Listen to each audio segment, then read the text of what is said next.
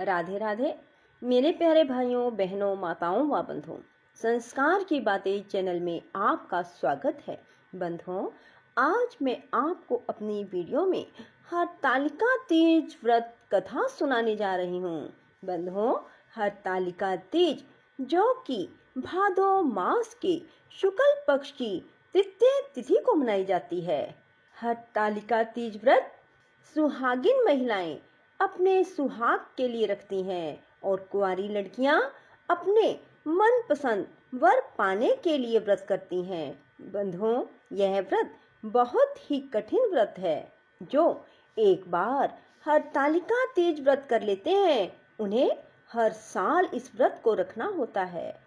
बंधुओं, हरतालिका तीज के दिन मां पार्वती ने देवों के देव महादेव को पाने के लिए इस व्रत को रखा था।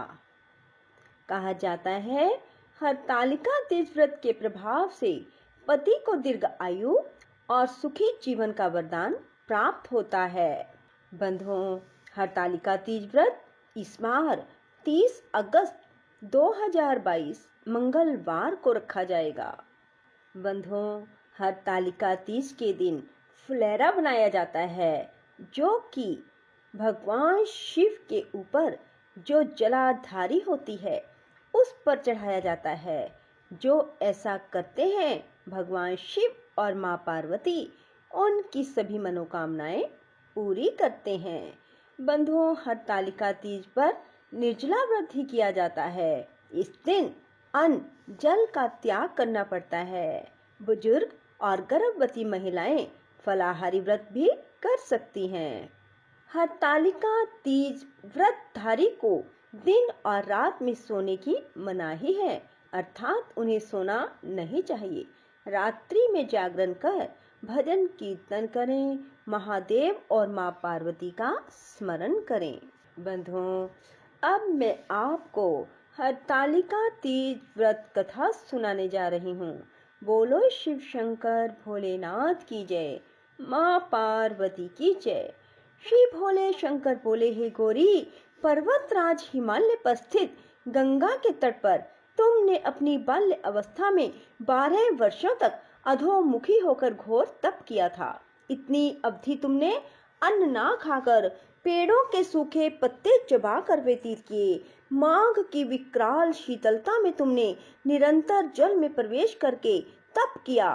बैसाख की जला देने वाली गर्मी में तुमने पंच अग्नि से शरीर को तपाया। श्रावण की मूसलधार वर्षा में खुले आसमान के नीचे बिना अन्न जल ग्रहण किए समय व्यतीत किया।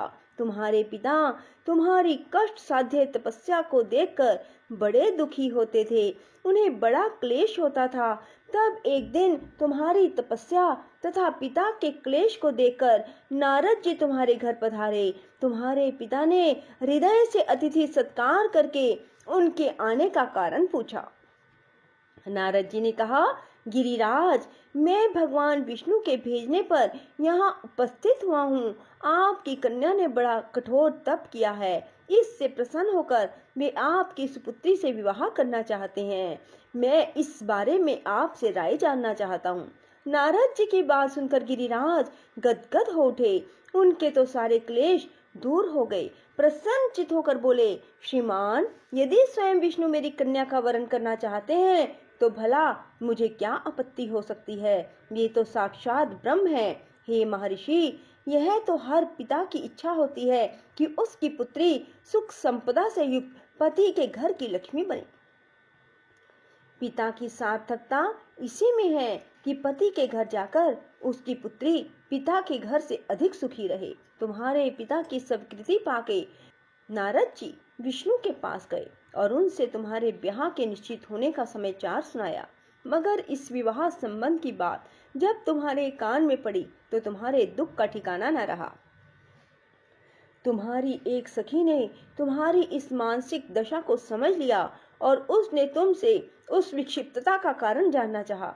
तब तुमने उसे बताया, मैंने सच्चे हृदय से भगवान शिव शंकर का वरण किया है, किंतु मेरे पिता ने मेरा विवाह विष्णु जी से निश्चित कर दिया। मैं विचित्र धर्म संकट में हूँ। अब मैं क्या करूँ? प्राण छोड़ देने के अतिरिक्त अब कोई उपाय शेष नहीं बचा है। तुम्हारी सखी बड़ी ही समझदार और सूझबूझ वाली थी। उसने कहा, सखी, प्राण त्यागने का इसमें कारण ही क्या है? संकट के मौके पर धैर्य से काम लेना चाहिए। नारी के जीवन की सार्थकता इसी में है कि पति रूप में हृदय से जिसे एक बार स्वीकार कर लिया, जीवन पर्यंत उसी से निर्वाह करे। सच्ची आस्था और एक निष्ठा के समक्ष तो ईश्वर को भी समर्पण करना पड़ता है। मैं तुम्हें घनघोर जंगल में ले चलती हूँ, जो साधना स्थली भी हो, जहाँ तुम्हारे पिता तुम्हें खोज भी ना पाए। वहां तुम साधना में लीन हो जाना।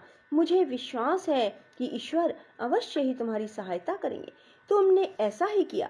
तुम्हारे पिता तुम्हें घर पर ना पाकर बड़े दुखी और चिंतित हुए। वे सोचने लगे कि तुम जाने कहाँ चली गई हो। मैं विष्णु जी से उसका विवाह करने का प्रण कर चुका हूँ। यदि भगवान विष्णु बारात लेकर आ गए और कन्या घर पर ना हुई तो बड़ा अपमान होगा। मैं तो कहीं मुंह दिखाने के योग्य भी ना रहूंगा। यही सब सोचकर गिरिराज ने जोर शोर से तुम्हारी खोज शुरू करवा दी। इधर तुम्हारी खोज होती रही, उधर तुम अपनी सखी के साथ नदी के तट पर एक गुफा में मेरी आराधना में लीन थी। भाद्रपद शुक्ल तृतीया को हस्त नक्षत्र था। उस दिन तुमने रेत के शिवलिंग का निर्माण करके व्रत किया। रात भर मेरी स्तुति के गीत गाकर जागी।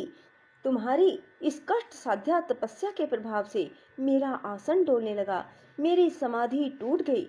मैं तुरंत तुम्हारे समक्ष जा पहुंचा और तुम्हारी तपस्या से प्रसन्न होकर तुमसे वर मांगने के लिए कहा। तब अपनी तपस्या के फलस्वरूप मुझे अपने समक्ष पाकर तुमने कहा, मैं हृदय से आपको पति रूप में वरण कर चुकी हूँ। यदि आप सचमुच मेरी तपस्या से प्रसन्न होकर यहाँ पधारे हैं तो मुझे अपनी अर्धांगिनी के रूप में स्वीकार कर लीजिए। तब मैं तथास्तु कहकर कैलाश पर्वत पर लौट आया। प्रातः होते ही तुमने पूजा की सामग्री नदी में प्रवाहित करके अपनी सहेली सहित व्रत का पारण किया। उसी समय अपने मित्र बंधु व दरबारियों सहित गिरिराज तुम्हें खोजते खोजते वहां आ पहुंचे। तुम्हारी इस कष्ट साध्या तपस्या का कारण और उद्देश्य पूछा। उस समय तुम्हारी दशा को देखकर गिरिराज अत्यधिक दुखी हुए। पीड़ा के कारण उनकी आंखों में आंसू उमड़ आए। तुमने उनके आंसू पोंछते हुए विनम्र स्वर में कहा, पिताजी, मैंने अपने जीवन का अधिकांश समय कठोर तपस्या में बिताया है। मेरी इस तपस्या का उद्देश्य केवल यही था कि मैं महादेव को पति के रूप में पाना चाहती थी। आज मैं अपनी तपस्या की कसौटी पर खरी उतर चुकी हूँ। आप क्योंकि विष्णु जी से मेरा विवाह करने का निर्णय ले चुके थे, इसलिए मैं अपने आराध्य की खोज में घर छोड़कर चली आई। अब मैं आपके साथ इसी शर्त पर जाऊंगी कि आप मेरा विवाह विष्णु जी से ना करके महादेव जी से करेंगे। गिरिराज मान गए और तुम्हें घर ले गए। कुछ समय के बाद शास्त्रोक्त विधि विधान पूर्वक उन्होंने हम दोनों को विवाह सूत्र में बांध दिया। हे पार्वती, भाद्रपद की शुक्ल तृतीया को तुमने मेरी आराधना करके जो व्रत किया था, उसी के फलस्वरूप मेरा तुमसे विवाह हो सका। इसका महत्व यह है कि इस व्रत को करने वाली कुंवारियों को मनोवांछित फल देता हूँ। इसलिए सौभाग्य की इच्छा करने वाली प्रत्येक युवती को यह व्रत पूरी एकनिष्ठा और आस्था से करना चाहिए। बोलो शिव शंकर भोलेनाथ की जय, माँ पार्वती की जय। राधे राधे, जय श्री कृष्णा।